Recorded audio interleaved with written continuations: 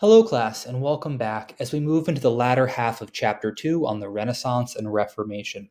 So, for the first portion of this chapter, we talked about the Renaissance era, a transition from Europe from the Middle Ages, a period of stagnation when very little was happening, to a period of rebirth, where essentially people are changing their perspective on society, on religion, and ultimately on themselves. The second half of this chapter deals with what's called the Reformation. The core idea being reforming the Christian church and challenging the religious order that essentially had dominated Europe up until this point. Prior to the Reformation, Europe was known as what would be called an ecclesia, which basically is a society where everyone follows the same religious ideals. It's the same religious structure. Now, after the Reformation, we'll have what's called Protestantism, with the root word being protest. This will lead us to all sorts of different denominations like Anglicanism, Calvinism, Lutheranism, and much more. Please title your notes for today, Origins of the Reformation.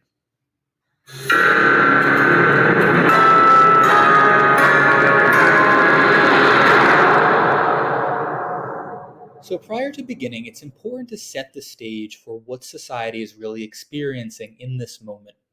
And a lot of these changes are going to come in the form of what is called humanism.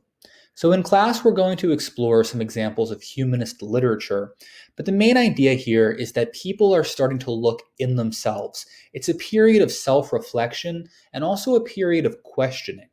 Up until this point, everyone understood the world in terms of their religious faith. Why did things happen? They happened because God willed them to. Now, with humanism, people start to think about their own individual potential. They start to gain ambition to make more of themselves, to make more money. They start to question what it means to be alive, what it means to die, what it means to be successful, and ultimately, what you want out of life. It's going to focus on things like emotion, on human actions, human desires, and it's going to lead to all sorts of literature and works, many of which we'll talk about, really delving into what people are capable of. Humanist writers believe that individuals were in control of their own destinies, not that God basically had a plan and people were essentially just living out this predestined prophecy. Another core idea of humanism is that self-improvement, or people improving themselves, being better people through charity and good works, was the ultimate way to actually improve society and make the world better going forward. Just to show you, this is the composition of Europe at this point. So you can see by this time, we do have the beginnings of several different countries. We have Spain, we have France, we have England, and ultimately the Holy Roman Empire, where the Reformation is going to begin. The Holy Roman Empire is made up of like thousands and thousands of small states, essentially controlled by local lords. So in terms of like politics, it is very, very scattered. There is one emperor. However, there are individual princes in these small locales that also wield regional political power. So what I would like you to do is read primary source A, pause the video if you need to, and answer this question. Based on the writing of Erasmus, how did he feel about the Christian church and its clergy? Again, you can pause the video and answer the question if needed. Otherwise, we'll take a look at it together. If you focus on the bolded portions of the text here, you can see that Erasmus is really critical of the Christian church.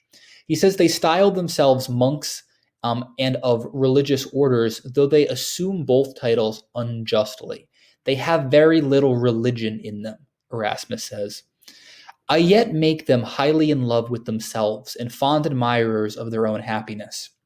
So essentially, Erasmus is saying that church officials have fallen too far away from God and their faith, and instead are using their status to become almost like celebrities, using their position of power as members of the clergy to reap a personal profit, and ultimately not doing what a priest or monk is supposed to do. So keeping this in the back of your mind, this is an absolutely essential thing to understand during this period. It's the creation of this new invention that's going to fundamentally transform society, perhaps more so than anything up to this point, and that is the printing press. Originally created in the Holy Roman Empire in 1440 by Johannes Gutenberg, it just fundamentally transforms how people learn, what people learn, and what they understand about the world. For the most part, people never left their manors, they never left their local estates. So, books provide an access point or a view into the rest of the world. And of course, what is really being produced? It's a lot of these humanist ideas that we were talking about earlier. Ideas about questioning yourself, questioning the world, and ultimately, this is going to matriculate into questioning the Christian church. So it creates this essential riff between these two different worlds, knowledge and faith. With the invention of the printing press, just take a look at these statistics. Prior to its invention with hand printing, about 40 pages could be printed in one day. With the printing press, 3,600 pages could be printed per day. So the actual output of what you're putting out there in terms of books and pieces of writing is just far, far greater. So the question becomes, how might this access to books and new forms of thinking change people's relationship with the church? And ultimately, it creates a lot of questions. So, Europeans were starting to grow more and more displeased with the church the farther into the Renaissance they went.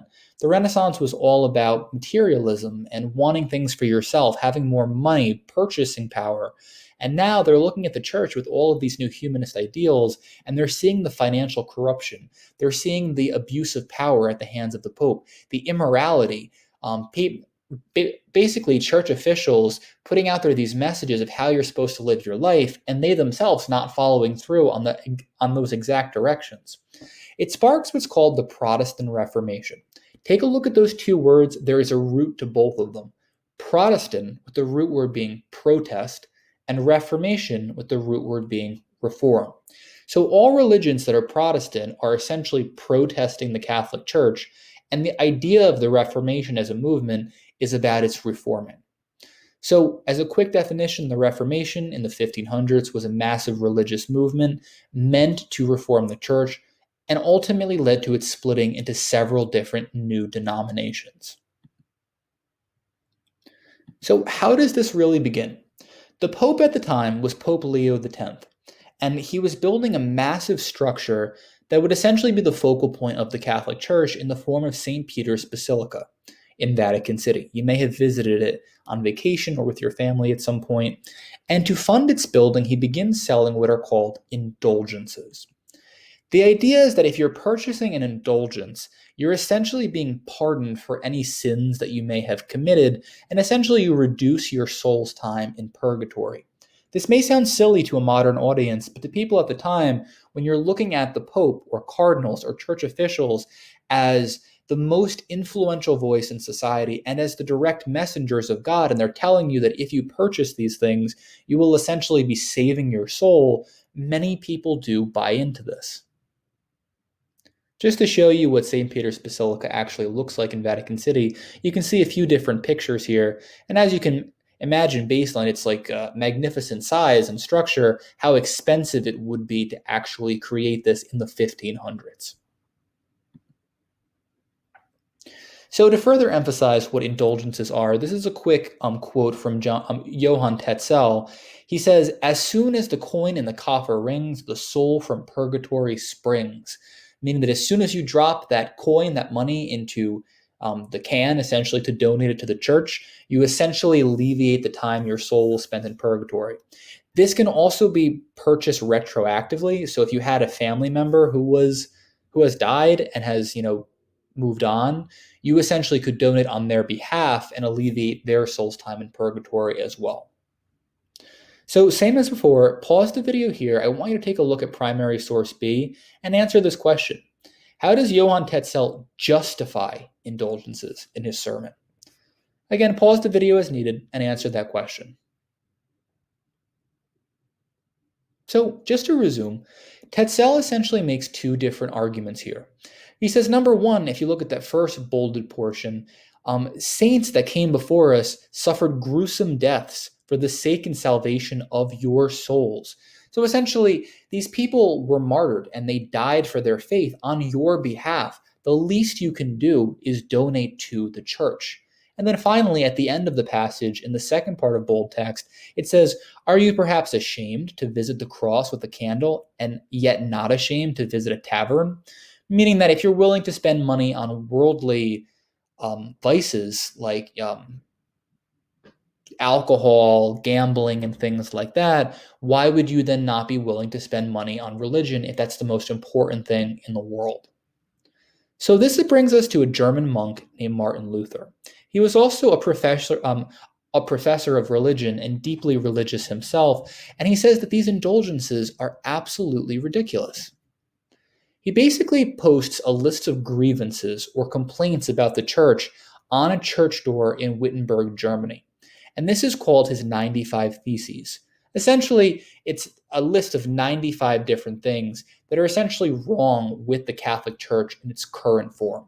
And this is the catalyst, the inciting incident that essentially sets off the Reformation all across Europe and also begins the Protestant revolt. So for our final primary source, take a look at primary source C. These are some of the complaints that Martin Luther posts, and I want you to just simply answer this question. What specific arguments is Luther making in his 95 Theses? Again, pause the video if you need to and answer that question. Just for a bit of recap, Martin Luther points out that no worldly human, whether it be the Pope or church official, can essentially absolve you of sin. That is something that only God can do. It also talks about the fact that a soul will not fly out of purgatory immediately upon giving money to the church, and that rather you cannot buy your way out of damnation, but instead your place in the afterlife will be decided by the works you do in life, being a good person. So this is really the catalyst, the message that begins a lot of the Protestant religions that we'll be talking about in upcoming classes. Just to show you where this is taking place, this is Wittenberg, Germany. However, the Reformation is going to spread all across Europe and lead to the creation of several different religions. Anglicanism in England, Calvinism in Switzerland, Lutheranism across the Holy Roman Empire, as well as many more. So, final thing for today, in terms of the 95 Theses, what you should get down, Luther is not arguing that people should become less religious. He's a deeply religious man. He is a German monk himself. He's not saying people should break with the church, but rather reform it, hence the term Reformation. He's simply disputing these indulgences and saying that you can only earn a place in salvation in the afterlife by performing good works. In our future lessons, we're going to delve more into the Reformation and what ensues, also how the church handles Martin Luther and ultimately attempts to punish him.